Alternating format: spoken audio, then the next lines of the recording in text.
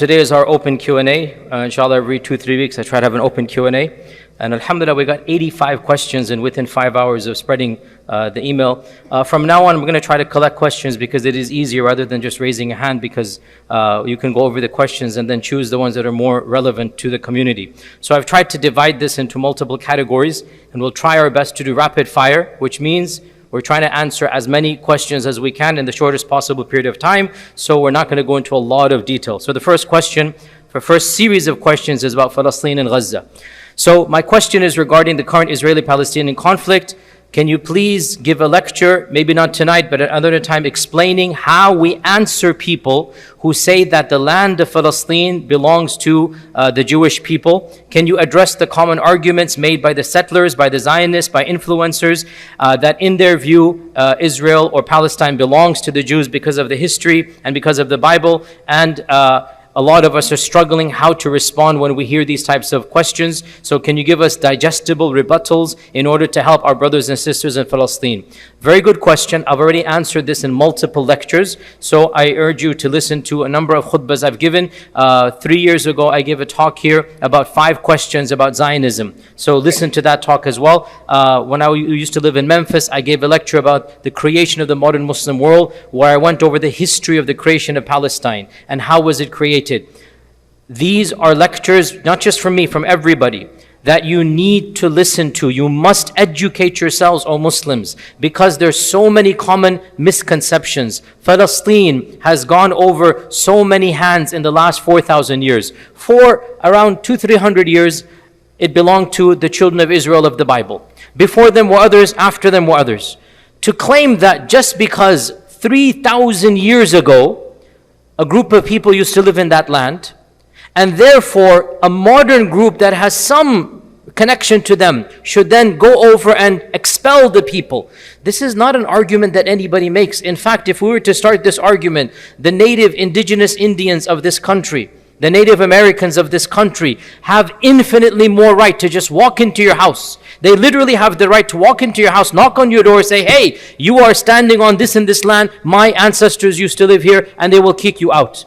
Who's going to allow this? Nobody allows this. They have more right because it's only been 200 years. Whereas this group, it's been 3,000 years. So what if perhaps some of their ancestors ruled over some of these portions? There is no logical argument to make in this regard. And if you look at the common misconceptions of how Israel was formed, the misconception is it was an empty land and European settlers came and settled and the Arabs were too greedy to give them the empty land. No. There was fighting, there was expulsion, there were massacres that took place. More than 1.5 million people were physically expelled. That's why Gaza exists. Where did the people in Gaza come from? They were expelled from what is now the land of Israel. There were people living in Palestine and they were physically expelled. And so even when they were expelled, they were then surrounded and then Gaza took place. So bottom line, I have given these lectures. I will continue to give these lectures and also read multiple books out there, and there's also a very good documentary called Palestine 101. Is that the name? Forgot the name. Palestine 101. Do you remember what it is? It's a very good documentary on YouTube. You find it, and it's also the documentary that won the award 5 years ago. 5 Broken Cameras. You can watch that one as well, 5 Broken Cameras. It's another good documentary. So these are multiple documentaries you can watch. And I encourage all of you to study, to read, so that inshallah ta'ala you'll be able to respond to the arguments made by those people who have misconceptions. Next question. Should we as American Muslims collectively protest at the embassies of Arab governments here in America? Very sensitive question. But with me, all questions are allowed, no problem. I don't censor the questions. And should we consider, this is sensitive, guys listen to me, rethinking going for Hajj and Umrah? Let me put it this way. Should we go for Hajj and Umrah right now, thinking that boycotting might help the Muslims of Gaza? So the first question about protesting in governments. I'm not a political analyst. The khutbah I gave, I literally said, my job is awareness and incentivize. Let the media strategists, let the political analysts tell us what is the most effective mechanism, so that inshallah ta'ala we can open up a corridor of at least humanitarian aid. That's what we want. How that is to be achieved, I am not an expert. And I'm very careful about staying in my lane. I speak about what I know and I delegate to those that are more knowledgeable in their fields. How do we convince our Muslim governments? And I am not a political analyst, but I would think if 3, 4, 5 of these governments came together and they publicly said, listen, people are starving, we are sending aid. UN come and examine, there's no weapons, there's no guns, it's baby food. The world come, there's video footage here, we're sending water, flour, biscuits, we're sending items of eating and drinking. And we're going to start the caravan here, let all the cameras come. There should be no two opinions that inshallah ta'ala this is a PR strategy that will ensure that the humanitarian aid will come. When you have 3, 4, 5 governments come together, Muslim governments come together, then I hope inshallah we can get humanitarian aid. How do we get pressure on those governments? I'm not the person to ask. I'm more than happy to help. Let the experts come, let those who have strategy come, and I will use my platform to advertise their tactics. So I do not know whether we should protest in front of the embassies or not. I don't know will that be effective or not. I would think diplomatic channels typically has more effect, but I'm leaving this to the experts. I keep on saying, this is, wallahi, we feel so helpless, wallahi, brothers. We are individuals, we're not governments. What can we do? We don't have the power the governments do. We don't have the military. We don't have the diplomatic clout. We don't have the channels. I feel so helpless. What can we do? I don't know. But collectively, we have what they do not have. Number one, we have numbers. Without a doubt, the Ummah is on the side of Gaza. Without a doubt, tens of millions, no wallahi, hundreds of millions of people will want to do something. We have numbers. So if we can mobilize those numbers and tap into that energy, then of course we have the truth on our side. We have Allah subhanahu wa ta'ala on our side. History will be on our side. So without a doubt, we have so much power. But what do we do? Don't ask me. I am not the political analyst. I will do what I can do to raise awareness. And I would think the most effective long-term strategy would be to get the regional powers that are Muslim involved to broker a deal, even if they do so for PR. Wallahi, we don't care about your intention. Leave it between you and Allah. We just solve the problem. Just bring some food to the starving babies. Even if you do it for PR, that's between you and Allah. Just solve the problem.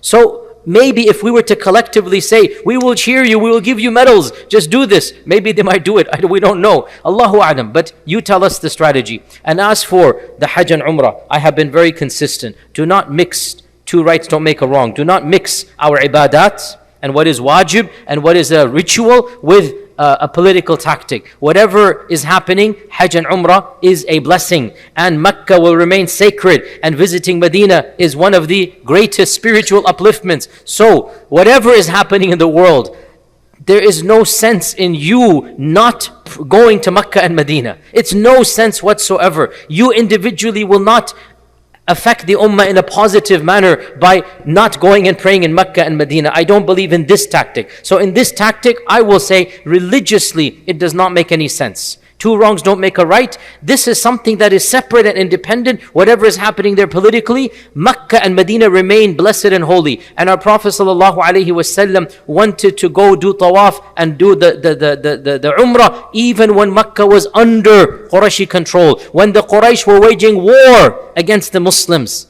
And he didn't think, oh, but we're going to a land where there is fighting Islam. It's not that bad that we're making that qiyas. But I'm just saying, he didn't say, oh, the Quraysh are waging war. We've had Badr, we've had Uhud, we've had Khandaq. He didn't say any of this. Mecca remains Mecca. And when you go to Mecca, you will become more empowered. Your sins are going to be forgiven. You will feel motivated for the Ummah. So no, when it comes to boycotting Mecca and Medina, there is never a boycott. You should always go whenever you can. Now it's another thing. If you say, I've been to Hajj and Umrah, should I spend money more on a nafil Umrah than on Gaza? That is a separate question.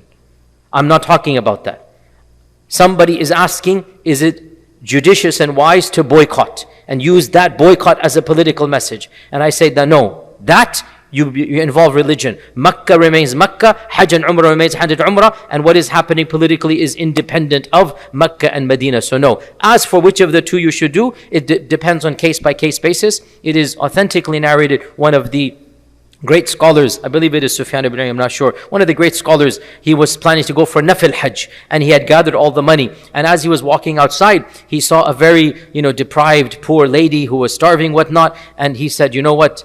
This lady needs more help than my third, fourth, fifth Hajj. So he gave the lady that money, and then he came back, and in his mind, he did something better for the sake of Islam. This individual, some people, they really feel they need cleansing.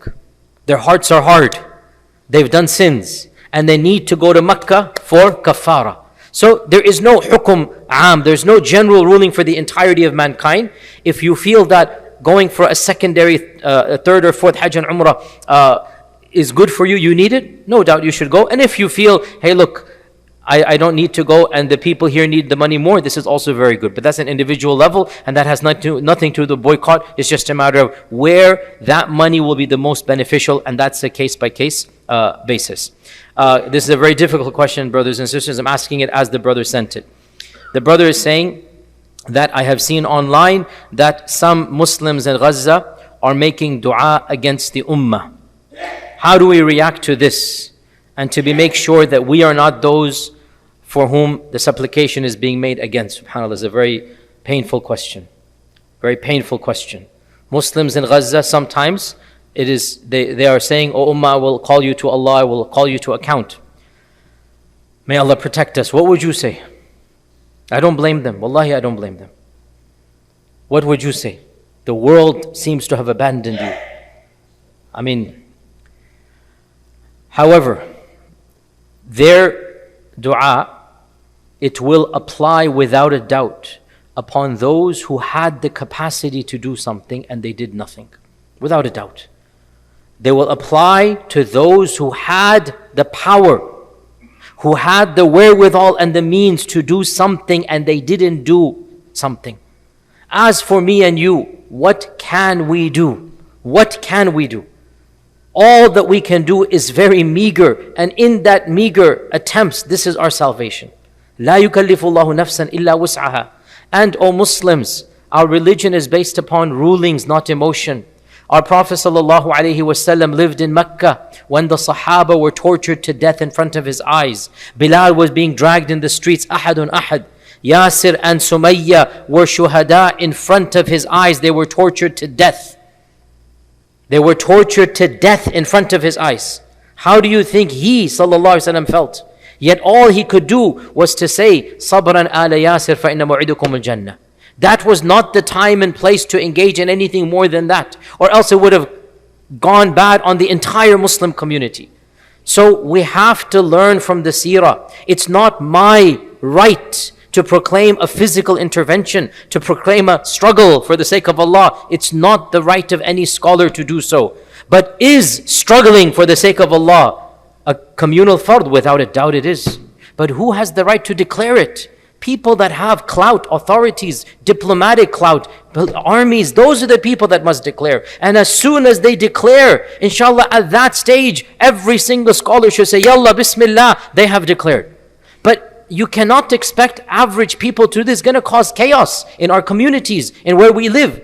And it's not going to bring benefit for the people of Gaza. So in my analysis, and again, this is opinion basically of the default of the Ummah, if you look at it, us people who are preachers and teachers, all we can do is raise awareness and try to put pressure on our governments, Muslim and non-Muslim. We're doing something. Even today I had a phone conversation trying to do something within our own government as well. The tide is changing. Many people within our own government, the American government, they're changing in their perception of the situation. So yes, do what you can. But in the end, if you are trying, the dua of the madhloom will only stick to the zalim.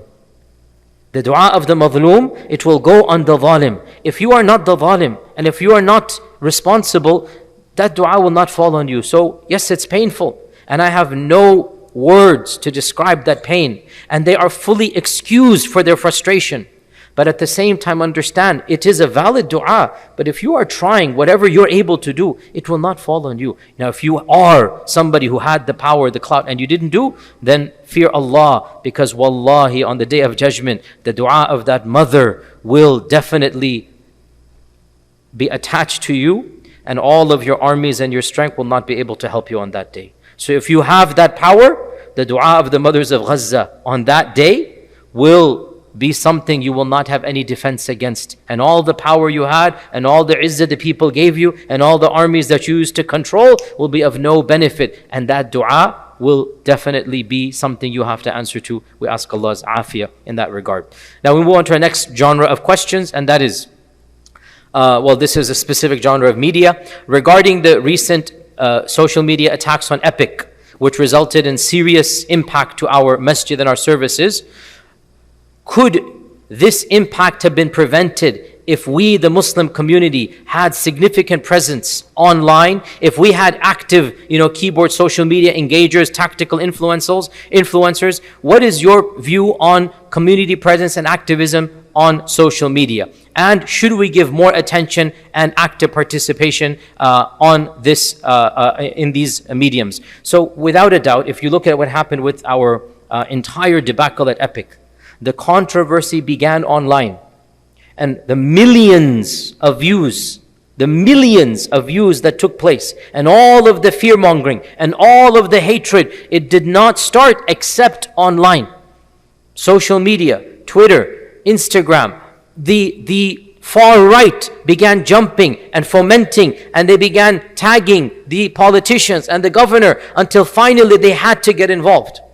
And so much misinformation, snippets and clips, wrong things about the Quran, about Sharia, about our intentions, about me and yours truly. 27 video clips and tweets were specifically about yours truly, right? Generic khutbah, wallahi, may Allah protect. I give a generic khutbah. Allah will protect His religion. Okay, yes, He will. Look, they take that out. He is saying Islam is going to destroy America. I never said anything like that, This religion is going to go from east to west as the Prophet predicted. Look, supremacy. They want to come and they want to do this. Like they take a generic clip and they make an entire story out of it, right? SubhanAllah. If I say something, we follow the Sharia of Allah. Look, he's not an American, he's not going to follow the Constitution. We're following and obeying the laws of the land, and we're following the Sharia in our lives, no problem. But again, that's what happens when fear-mongering. You take tweets and clips. What should we have done? This person that is behind these tweets, one person. Can you believe? One person, Zionist, well-known, and not a single one amongst us was able to effectively lobby and campaign her misinformation. And this lady, complete through and through, Jewish background, Zionist, her own story is it's so easy to refute her. Her own father, her own brother publicly said she's unhinged, she had nothing to do with us. Her own family dissociated. Her own brother publicly said that we have nothing to do with her. She left her husband, she's dating a murderer, convicted murderer. She's living next to a jail. I mean, the story is crazy. Nobody even knows. Not one person managed to find the factual reality. Funding is coming from India. This is some white lady in upstate, America, and funding from India because the BJP wants to tarnish the image of Islam. Not one person is able to effectively put together and say, hey guys, people in Texas, why are you listening to Indian-funded propaganda coming through New York and New Jersey? Why? We didn't have a single person. This person has the funds to hire 2-3 people, that's it. Full time, all they do, and I have no doubt even this will be done, what I'm doing now, this clip, all they do, sometimes I was shocked. I give a khutbah Friday at 2 p.m. and by 8 p.m. the propaganda has begun from the same khutbah. 5 hours. They take the clip, make an entire story, create a counter-narrative, say, look what this cleric said, this and that. And I said on that day, we are Americans, we're not going to be living as second-class citizens. Ya akhi, this is patriotic. I'm saying we're American. We want to be the same rights. And she comes and says, look, he's demanding this and he's doing that. And the whole propaganda begins. Without a doubt, what we saw in this entire debacle is that our community is still very disconnected from effective campaigning and lobbying, right? And then to target the politicians, to bring the governor and the local, the state and the Congress of the city involved. And they know exactly who it is, and funding them, giving them campaigns. If you're going to ban, EPIC and whatnot, we'll pay you. And we are so disconnected from politics, from lobbying, from social media, that when we finally got access to the Congress lady that is actually our Congress lady of this district, our district, we finally got access to her. We had a meeting with her. I sat down with her, right? Explained everything, showed her everything, showed her the tweets from our own governor, our own politicians. And she was from the other party, the Democratic Party, and she was very incensed.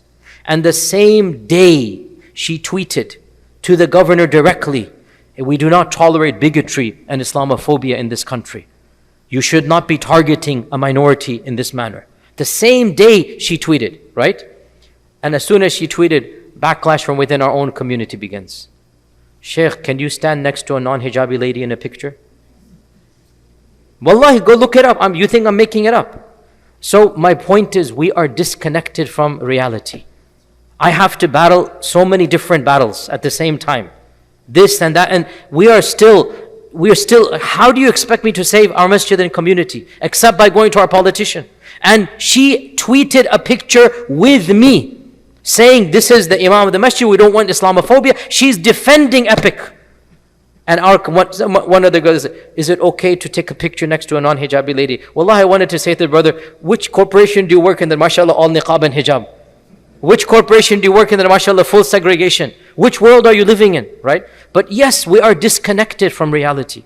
And unless and until, why do you think other groups have that clout and power? Why do you think this country is so pro-Israel? Primarily it is AIPAC money, we know this. Even Republicans are now pointing this out. Republicans are pointing this out. There's something called AIPAC Tracker. They're tracking who's giving how much money to AIPAC. They're pointing this out. We are not doing this. Why? Because again, we're disconnected from this. So without a doubt, I think there's a lot we can do. And yes, one of the things we can do, social media. This entity, this group, this lady, we now know she has hired full-time staff in India to find these types of tweets and then make big thing about them. She has bots. You know what bots are? Fake accounts. She has bots, fake accounts. She purchases them. And when she puts out a tweet, fake likes, because there's an algorithm. The more likes, the more it's going to spread. So tens of thousands of fake likes. From where? India, of all places. Because again, the BJP is financing this. We don't even have a single, forget fake bot, we don't even have the real community, getting involved in this regard. We are so disconnected. We have a lot of battles to fight. But inshallah, I'm optimistic. Bit by bit, we're going to be able to do that, inshallah ta'ala. So yes, this is one of the things we need to do. Next question, just genre of questions. How to deal with OCD religiously? A person is having doubts in the faith, waswasa, constantly struggling. I'm constantly saying my shahada over and over again. Ideas are coming that are blasphemous, kufri, whatnot. And I'm really worried, and my family is worried for my sake. So I'm answering this question. I chose this question because it's actually a very common question, unfortunately. It's a very common question. Spiritual OCD. Thoughts that are very dangerous, and the person keeps on thinking that this is kufr, I'm leaving Islam, whatnot. So this is a very difficult question to summarize. First and foremost, understand what is waswasa. Understand it, study it. This is waswasa. Shaitan putting doubts in your heart.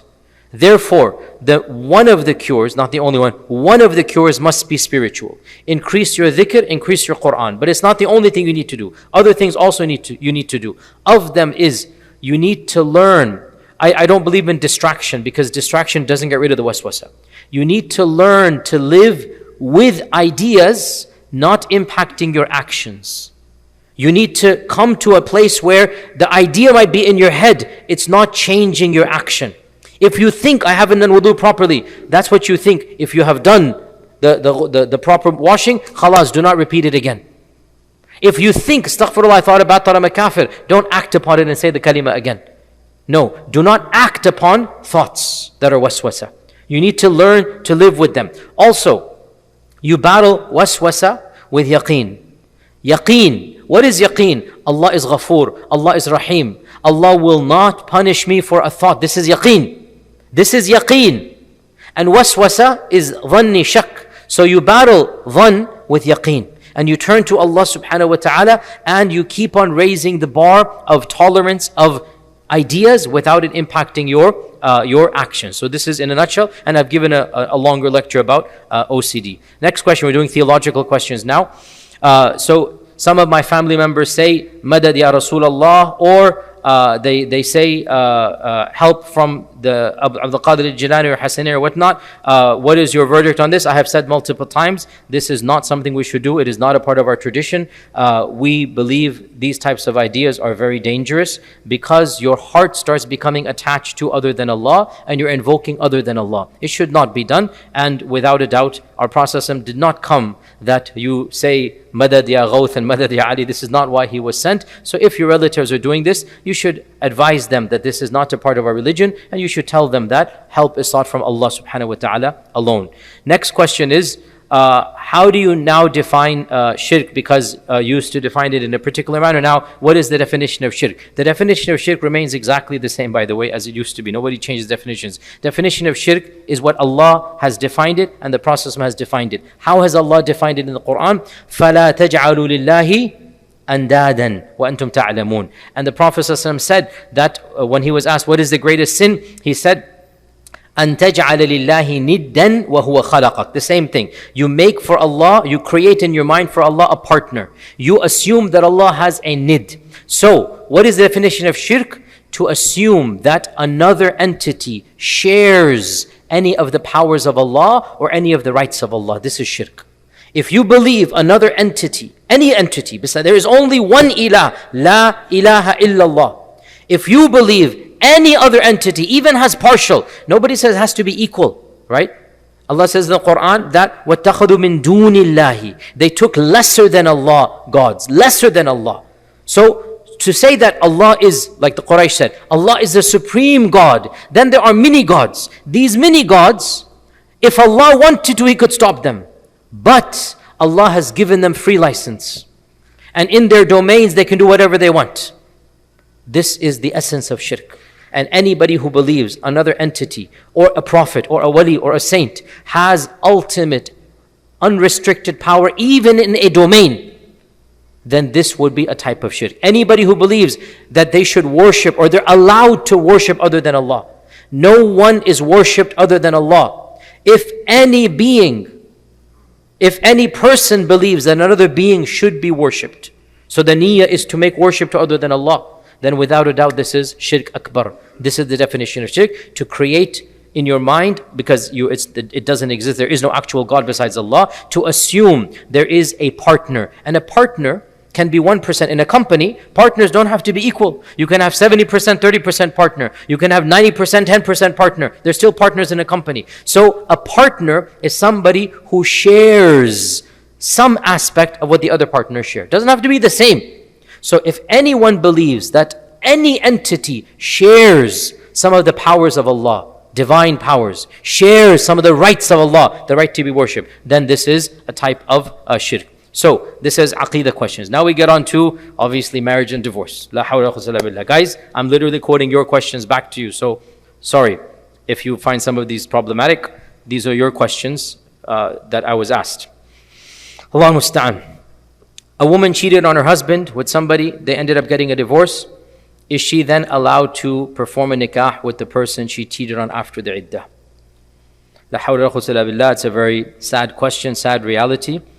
Technically speaking, after the iddah, she may marry that person and the nikah is valid. So it is a sad situation and scenario. We ask Allah's refuge and we seek forgiveness for all of them if they truly repented to Allah. But technically, this marriage is valid. Which marriage? After the iddah. So the husband and wife that were married, an affair is discovered, they divorce. After the iddah, then the partner marries the affair partner, right? So the ex-wife or the ex-husband marries the affair partner after the iddah. This is technically jaiz and the marriage contract will be valid. And whether it should be done or not depends on the particular circumstances. Next question. We're having a problem in our community or in our culture now where secret marriages are becoming more and more common, where the witnesses and the couple are the only people that are informed and involved. What is the ruling on this? Does a marriage need to be made public? Listen to me carefully. I said this last month as well. Forget technicalities. No marriage will flourish if it is done in secret. This is not ethical. It is not noble. This is not going to flourish, and it's not going to lead to long-lasting happiness. If you wish to get married, be a man and get married properly. Go to the wali of the lady and don't have any secrets. You don't have to have a massive festival, but you should not tell people, hey, keep it secret. Okay, you don't have to do the largest 10,000, 5,000, 2,000 people, but to tell the witnesses, hey, don't tell anybody else. This is a secret marriage. This contradicts the entire spirit of the nikah, and it's going to end up in pain and disaster. The problem that people ask is that, is this technically halal? And this is where the issue comes. Not everything that is technically halal is something you should do, because the technical halal is the lowest level. But is it noble? Is it something that is going to bring happiness? The bare minimum halal, if you were to do the bare minimum halal in a marriage, any marriage, that marriage would not function. If a husband said, I will only give you the bare minimum of time and attention and love, and the wife said, I'll give you the bare minimum of my wifely duties, how will such a marriage flourish? That marriage will completely be gone. So, brothers, when you say, is it technically halal? Understand, this is not the spirit of our religion.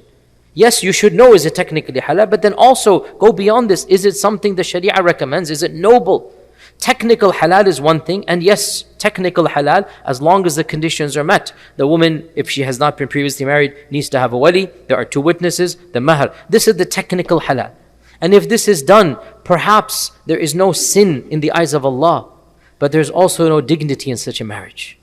There's no nobility, and it will cause harm to the individuals, especially to the woman. And this is why, sisters, I keep on saying, please understand, no matter what happens in history, no matter the trends of society, no matter what you call feminism, biology remains biology, and nothing will change in biology. Allah placed the wali for your protection, not to make life difficult for you. Allah placed the wali to protect you, not to make life difficult for you. And when you bring the wali, everything changes. When you bring the wali into the picture, automatically there is a change. So definitely, wali, 2 witnesses, mahr is the bare minimum, but secret marriages go against the spirit of Islam, and they will be problematic in the long run. Even if it's not sinful, you might not go to Jahannam, but this is not rewarding. You see the point here, right? And the least that can be said, it is makruh and strongly discouraged, and it should not become the norm. So, brothers and sisters, I say very clearly that you should not just be asking, is it technically halal? You should be looking at the overall picture, and I say that this should not become the norm. It's very sad to find that this is happening. Question about marriage here. Is civil divorce in the American courts counting as the Sharia divorce or not? This is a bit more nuanced here. If the husband initiates a civil divorce and signs the paper and speaks to the judge and says, I'm divorcing my wife, right? Effectively, this is an Islamic divorce. Because he doesn't have to be in front of a judge. If he says, I'm divorcing my wife, and he signs the paper and my wife is divorced, doesn't matter whether you're in front of a non-Muslim judge or a Muslim judge or in the privacy of your home. When you say, I am divorcing, and you sign and whatnot, this is talaq. So whether it's civil or not, then makes no difference. It is an Islamic talaq. It has taken place. The problem comes the opposite, when the woman files for divorce. This is where there's some issues and controversy in this regard. And what the Fiqh Council of North America is saying is that if a woman files for divorce for legitimate reasons, abuse, financial abandonment, if a woman files divorce for legitimate reasons, and she cannot assess those independent reasons without a trained faqih involved, some alim and shaykh that has studied Islamic law, he should look at this case between the husband and wife.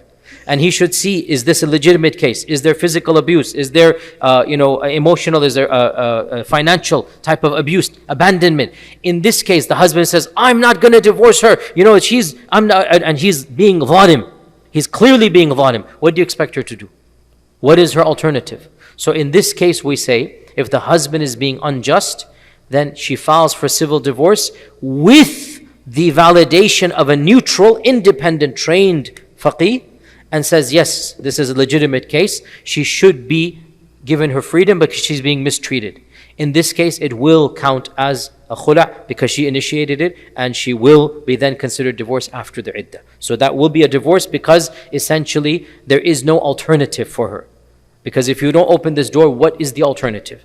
She will remain in limbo. What is the alternative? So we have said that with the permission of, not the permission, with the validation of a neutral faqih, and there's legitimate abuse, then it will count as a divorce. Otherwise, it is not technically a divorce, because the divorce is in the hands of the husband, as the Quran is very clear in this regard. So now we move on to a little bit of economics here. See, I'm doing this quickly, inshallah, right? Hope it's beneficial, inshallah. Otherwise, you spend 10, 20 minutes on one question. You guys gave the fatwa about Bitcoin. How about Ethereum? The fatwa was Bitcoin and similar coins. So Ethereum is also permissible. So any coin that has gained traction and legitimacy and is considered to be a legitimate means of exchange, the same ruling will apply. And so the fatwa you read about Bitcoin, it also applies to Ethereum and other mainstream coins, Cardano, Solana, all of these mainstream ones that we're familiar with. The ones that, the fads that come and go, the ones that are very, very dodgy, pun intended if you know your Dodge coins, but the ones that are dodgy, those coins, definitely you should be very, very skeptical, and the ruling would be more on the prohibition than the jawaz, wallahu a'lam. Question, I am in debt, can I go for Umrah? Response, if it is an immediate debt that your debtor wants to be repaid, then the obligation to repay the debt is more than the obligation for Umrah. But if it is a long-term debt, and you are allowed to pay over 5, 10, 20 years, then you may go for Umrah, no problem. Wallahu a'lam. Question, what is your opinion about Islamic mortgage companies in the USA? Do they really follow Islamic laws? This has been asked every single time, and I've given the same answer. The Islamic mortgage companies are not all the same. Some of them are better than others. And look at who their Sharia advisors are. Nobody says that Islamic mortgage companies are 100% clean and pure. They have to work their way around the system. The question is it better than the alternative? And most fuqaha say yes, it is better. And one group says that no, it's really almost the same, so you might as well use the default, which is the mortgage from the bank. So you have all of these fatwa out there, and I don't want to increase your confusion. You have to ask yourself, who do you trust? And then go to them and follow their fatwa, no problem. Because some people say that Islamic mortgages are more pure and better than the alternative. And others say they're almost the same, in fact they are the same. So there's no point going through the Islamic when you have to pay more. And this is a valid difference of opinion. Amja has one fatwa, the Fiqh Council has another fatwa. So whichever one you do, inshallah ta'ala, you will find good over here. Okay, question here. Now this is a very difficult one, subhanAllah. I think one of our youth must have asked this. In the future, we will have AI-powered female robots. Can this be considered milk yameen?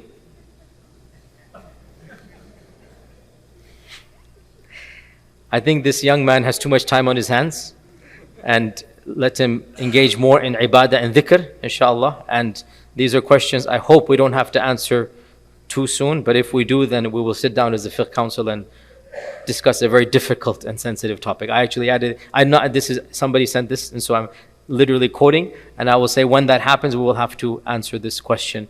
Otherwise, Allah musta'an. I don't even want to go there. Allah musta'an.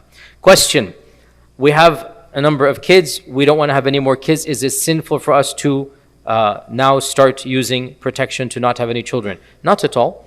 If you choose to not have children for your personal reasons, as long as it's not because, oh, we cannot afford children, because Allah is the Razzaq. As long as that is not the reason.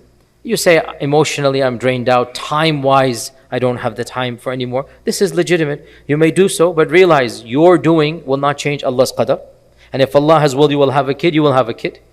And realize that you do not know the future, but is it jaiz? Yes, it is jaiz. You may use any type of birth control and not have any children for any reason that is not financial. Financial, it is not allowed, because when you say, I cannot afford, now you're challenging Allah's qadar. Allah Azza wa Jal is the Razzaq. Okay, question here. We have an extended family, we're living together. Is it permissible to make an agreement with all of the mothers in the family to nurse each other's children?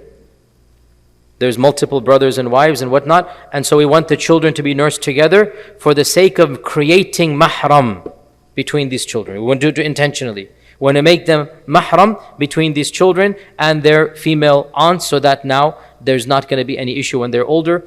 Is this something that is permissible to do or not? So it is permissible, but you think it through, because you are restricting, what Allah might have, because so this is now two babies here, they might grow up to fall in love and get married, right? You are making them milk brother and sister. You understand, foster. You understand what I'm talking about, the foster thing. You are making them brother and sister. You're effectively making it haram to do so. So is it permissible? It is permissible. Should you do it? You need to think about this and really have a discussion. I don't know, is this wise to do? And I would generally say I'm not leaning towards this. I don't see the point. Just because you don't want to wear a headscarf every time you walk into that particular part of the house, I think, Allahu Alam, I don't see this to be the overriding need. Wallahu ta'ala alam. Okay? Question here. If hadith cannot be proven by the Western method, does that bring doubt into the hadith for us as Muslims? No, not at all. Remember when the Prophet went on Isra and Mi'raj, and they came to the Prophet and they said, you are saying the Prophet went to Isra to Jerusalem in one night. What did Abu Bakr as-Siddiq say? Did he start saying, oh, don't you know Einstein's theory of relativity and quantum physics, and what did Abu Bakr radiallahu anh say? He said it, so it's true. So Muslims understand that as believers, when you're outside of Islam, they don't believe the Quran is from Allah. Do you think they're going to believe the Sunnah from the Prophet?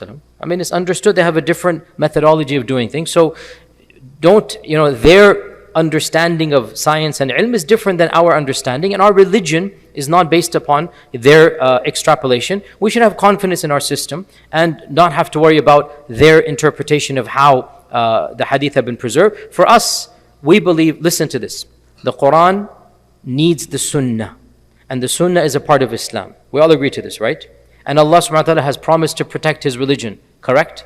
And there is no religion without, if Allah had willed, He would have sent the Quran to a mountain and left it there. But He didn't. He sent with the Quran. Who else did He send? A Prophet ﷺ. Without the persona of the Prophet ﷺ, there is no religion. So, if Allah Azza wa Jal requires us to follow the Sunnah, this automatically means what? The Sunnah must be preserved, or else there is no Islam. Now, we as believers have our mechanism of doing that, and we should accept it, no problem. Don't be surprised, those outside of our tradition, don't be surprised when they have their own mechanisms and they have their ways. They say this, they're not going to accept it. I'll give you one anecdote, one example. And again, this is a technical topic. Whoever's interested, go study and listen to both sides. But as practicing Muslims, you don't have to worry about the other side unless you're academically interested. Let me give you an example. When I was first taught the Western system 22 years ago. So there's something called the common link, there's something called the source. So what happens is you find 5, 10, 15 narrations. They typically converge on one person, maybe a tabi'i or a taba tabi'i, and then that person narrates from one person back to the Sahaba, back to the Prophet. So in one class, I remember the first time we did this, we had a whole analysis. This is the Western method, not the Eastern method, right? Not the Islamic method. We had analysis. It all converged on, I want to say Imam Malik or maybe Sufyan al-Thawri, I forgot. It's been 21 years. Maybe let's say Imam Malik. Let's just say it converged on Imam Malik. So all 5, 6 change, they're going to Imam Malik. Then Imam Malik narrates from Nafi'. Nafi' narrates from Ibn Umar. Ibn Umar narrates from the Prophet ﷺ. Okay? So the professor in class, he was saying, oh, so we see the source of the hadith, Malik, the origin of the hadith, the common link, Malik. And I'm just still fresh out of Medina, Kulliyat al-Hadith, graduate of hadith. And I asked a very naive question, because I didn't understand what he's saying. So I raised my hand and said, are you suggesting that Malik ibn Anas just fabricated the tradition? Because you're saying the source, the origin, because from his mind, all of the narrations converge on this person, Imam Malik, right? So we don't find it before Imam Malik. So if it converges on Malik, and Malik says, Nafi' ibn Umar, the Prophet ﷺ, so he's saying the origin, the source. I said, are you saying Imam Malik fabricated? And he said, well, it is a possibility, yes. Like in his mind, he has no problem thinking that Imam Malik fabricated the hadith. Now, this type of presumption can only come from somebody who doesn't understand what Iman does to a person. Doesn't understand Imam Malik cannot possibly, it's just impossible. Now, forget Imam Malik, the Sahaba. I mean, what do we believe about the Sahaba? That they will never lie about the Prophet. Now, this is a belief we have, correct? What do you expect somebody who doesn't believe in the Sahaba? What do you expect them? So, understand that the science of hadith has certain presumptions that are very logical and reasonable for believers, 100%. But when you don't have Iman, then those presumptions from your paradigm are not going to add up. So understand this point. And in the end of the day, we as Muslims don't need validation from external people. If you're interested, study both sides. A few people, unfortunately yours truly is one of them, a few people has to live in both worlds. I do go in that world. I also teach in this world. So understand, I have to navigate both worlds. And so when I'm in that world, I understand their presumptions. I have to navigate with their presumptions. And when I'm in this world, which is the real world, which is the world of Allah and His Messenger, then obviously hadith is a part of Islam. There is no Islam without Sunnah. There's no question about this, right? So understand this point. So no, we don't care what their verdicts are. We have our verdicts for faith-based. But whoever wants to contribute in that world, whoever wants to write papers in that world, present papers in that world, then obviously you have to follow that paradigm, and that's understandable. Most people don't have to do that. Unfortunately, for me, I have to. So understand when I say this, that I'm speaking from their paradigm, that they don't have the necessary tools that we have. We have a different set of tools. Wallahu ta'ala a'lam. Question here, wallahi, this is a very difficult question. I don't know, I have longer questions here. A sister says, is there any way to make logical sense of the issue of milk yameen? Because a lot of our sisters are struggling with this concept. This is a very difficult question. And a lot of our youth really are struggling with this concept. I have given a longer 35-minute lecture, I think it is, when I was doing the Seerah series. We kept on talking about milk yameen, because it's a part of the tradition, right? And eventually I had to just pause the Seerah series. And during the Seerah series, they say, okay guys, we're going to take a bit of a break here to explain this, contextualize it. In the end of the day, honestly, we just have to hear and obey. Sami'na wa ata'na. Allah says in the Quran, and listen to this, it is possible you dislike something and it is good for you. And it is possible you like something, it is bad for you. Allah says in the Quran, qital, fighting has been prescribed for you. You don't want to do it. Even the Sahaba were struggling with certain things. And Allah says sometimes things are there, you might not understand them, they are there. So this is something that existed in the past. And one of the beautiful aspects, and you can go listen to that lecture, I forgot what it's called, I think it's Explaining Milk Yameen in Islam, something. You can see a standard title, Yasir Qadhi Explaining Milk Yameen in Islam. You'll find what I said over there. So you need some more time to explain. But there is one thing that needs to be said here, and that is, one of the powerful realities of this entire institution is that the Sharia made it something that is not necessary for Islam. When it existed, there are guidelines. And when it doesn't exist, nothing is missing from the Sharia. And that's why we don't have this institution anymore, and the Sharia is perfect and complete. In other words, it is as if Allah subhanahu wa ta'ala made this a piece. When it's there are rules. When it's not there, everything is perfect and fine. And 150 years ago, the entire Ummah basically also agreed. This is the Ottoman Empire's decree in 1850, don't quote me, 7 or something, 1851, the Firman that came out, and they banned this institution. And it took a few decades across the world. The entirety of the Ummah followed suit. And that is why this institution is no longer practiced anywhere in the world. And no alim is calling for it back. So we thank Allah that the way that the Sharia has made this institution, when it was there, the Sharia came and gave the most humane guidelines imaginable. And when it's no longer there, then the Sharia is fully perfect and complete, and no part is missing, even though this entire institution is missing. And there are verses in the Quran about it, but every time it is something that is optional. Free this, do this, and if the multiple options, one of them is this. So we thank Allah that this is the perfection. But in the end of the day, yes, this is something you will have to think about, make istikhara, pray to Allah subhanahu wa ta'ala to find comfort in your heart. And if you have any questions, come to me, come to others more in this regard, and listen to my lectures longer in this regard. Final 2-3 questions, inshallah, then we'll call it a day. Brother is saying that, can you give some guidelines for Muslim professionals working in corporate America where it is almost impossible to live a purely ethical life and there will be some conflict with Islamic values? And then he says, I don't know why this was there, but he says this, especially in light of the viral clip about the CEO's affair with his employee. Okay, so I don't know what has that got to do with the first part of the question, but that's what the question is. I thought, okay, khair. Because I thought it was a very nice question, the first part, then they bring the other, was like, what does that got to do? But I think we can make an easy connection, and that is, there's a reason why the Sharia came with hijab and lowering of the gaze and not flirting and a soft segregation. There's a reason for this. And we see that reason over and over and over again. And it is very interesting that Uber just announced the option for women to request women drivers. This is Sharia, alhamdulillah, right? They're saying, no Sharia, no Sharia. And as I said, you can say whatever you want, biology doesn't change.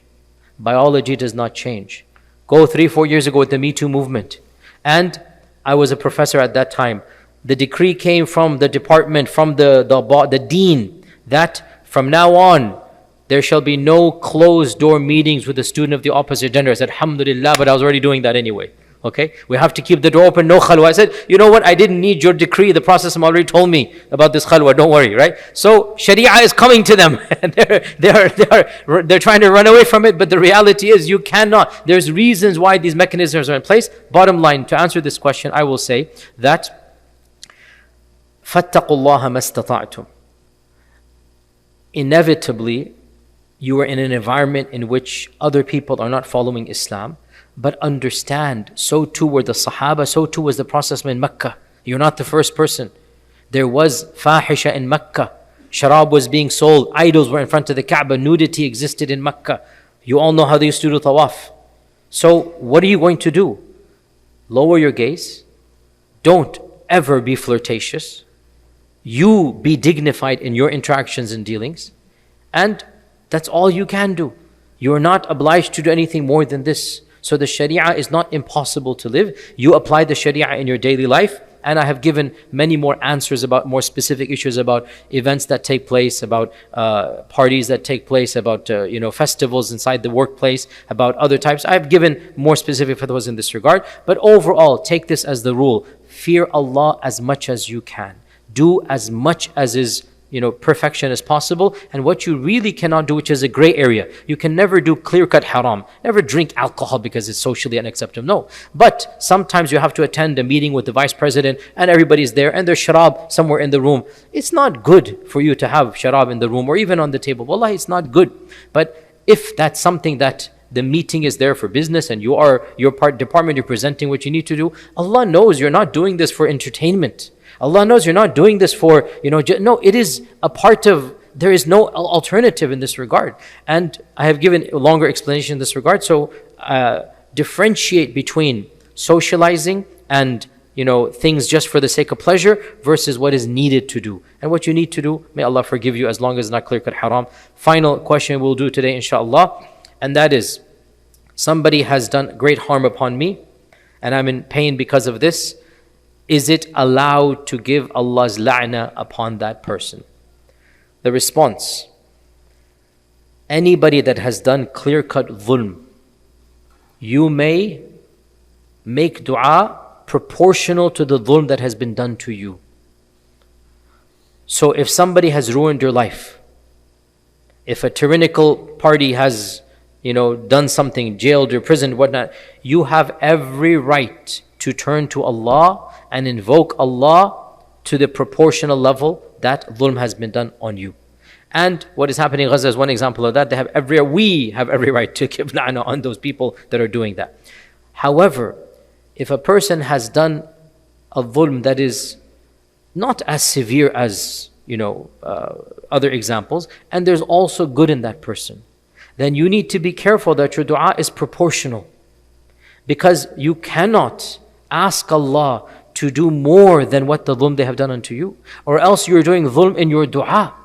So Allah subhanahu wa ta'ala says, if somebody does a harm unto you, you may do the same harm, but do not go وَلَا تَعْتَدُوا, but don't go more than this. Do not go more than this. So you have to, in fair conscience, and if you're in doubt, err on the side of caution.